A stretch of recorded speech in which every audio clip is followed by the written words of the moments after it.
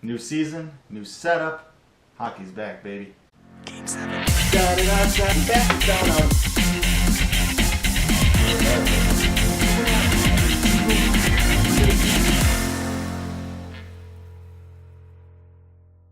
Hello and welcome to Hawks Recap. First thing you'll notice, if you watched the videos last year during the playoffs, the backdrop has changed a little bit. If you remember, I was remodeling my home office. This is basically it. So it's all done now. For the most part, I mean, minor tweaks and things. The regular season is starting this week, and I'm back. I'm back in action. Couple of changes to note, though. Number one, I'm not going to be doing a video after every single game. I can't do the Steve Dangle marathon. It's just not going to happen. So what I'm going to do is I'm going to do a video every single week. I'll hopefully get it up at the beginning of the week, and it should encompass all the games and all the information, all the developments that has happened during that past week. Apparently I can't talk. I'm rusty. Give me a break. Now I'm still going to, well, fingers crossed, I'm still going to do it after every game when the playoffs come around, much like I did last year. I'm not going to do it for the entire regular season. It's just going to be too much for me. I'm not going to survive it. I don't know how Steve does it. I don't know. I don't care. I'm not doing it. All right. Okay, enough about all this stuff around me. Let's talk Hawks. The season starts this week, and it is a tough little start. The Hawks play 3 games, division games, in the first 4 days of the season. Those boys better get going early, eh? The Central is still going to be stacked. And these 3 early games are going to be an early indication of how the Hawks are going to handle it.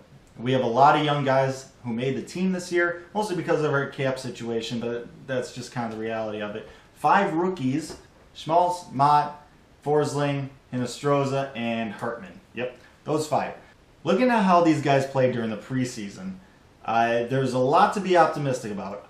Obviously, they're still young. They're still going to make mistakes. You got to be a little bit patient with them. But they showed a lot of upside. They showed a lot of good things. Okay? Are they going to be, 20 goal scorers, 15 goal scorers? No. No, they're not. Okay? But what we need from the young guys is solid contributors who play a smart enough game that allow our core, our big guns, to play like the big guns they are. That is all we really need these young guys to do. And from the preseason, I think they showed that they are capable of doing that. So with all these young guys, where do they slot in to the lineup? So let's start with the first line. Pretty obvious. Taves at center. It's just a no-brainer. And then Panic is going to be left wing. And as much as I'd like to not see this happen, Hossa is going to be right wing. Personally, I'd like to see Hossa get dropped down a few lines, more of a defensive role rather than a first line role. But he's going to be there. Line number 2, nothing's changing from last year. It is one of the best lines in the league, production-wise. You got Anisimov, you got Kane. You got Anisimov, you got Kane, you got Panarin. So the top 2 lines, set in stone, is pretty easy. The real trouble gets when you get to the 3rd and 4th lines. And this is what I have for the 3rd line. A lot of people are going to put Kruger here. I am not. I'm actually going to put Schmaltz there.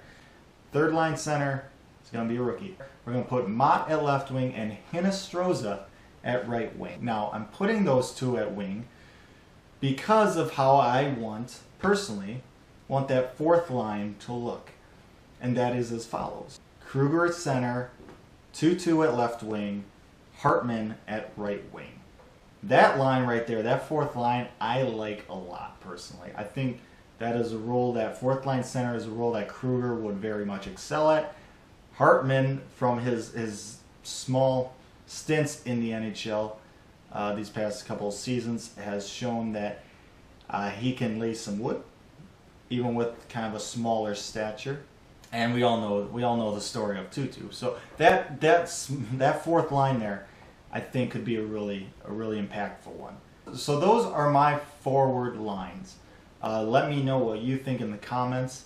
Obviously, it's not perfect. Obviously, it's going to get thrown all out the window because Coach Q just likes to mix and match all the time. So things are going to change. I can feel it. Defensive pairings, let's get to that. So normally, the first line pairing I see as Keith and Hammer. But obviously, Hammer was suspended for the first game of the regular season due to a hit he made in the preseason. So he can't quite slot in there. So I'm going to put TVR up on that first line paired with Keith. That second line I'm going to put as Campbell and Seabrook.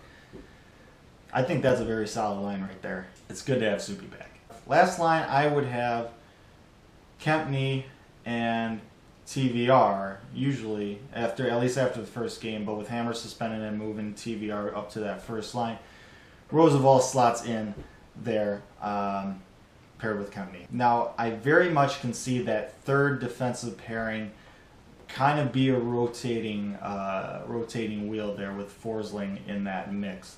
I think you're going to see a lot of that this year, just mixing those three up, keeping them fresh, and just riding the hot hand in general. Forsling had a really nice preseason. He showed a lot of promise, and he showed that he could develop into a special player one day. Probably not going to be this year, but sometime in the future, and that is very, very exciting. So those are my deep pairings, similar to my forward lines. Leave a comment below on what you think of it, what your ideas of it, what you think maybe Coach Q is going to do. Yeah, it's going to get thrown all out the door. It really all doesn't matter.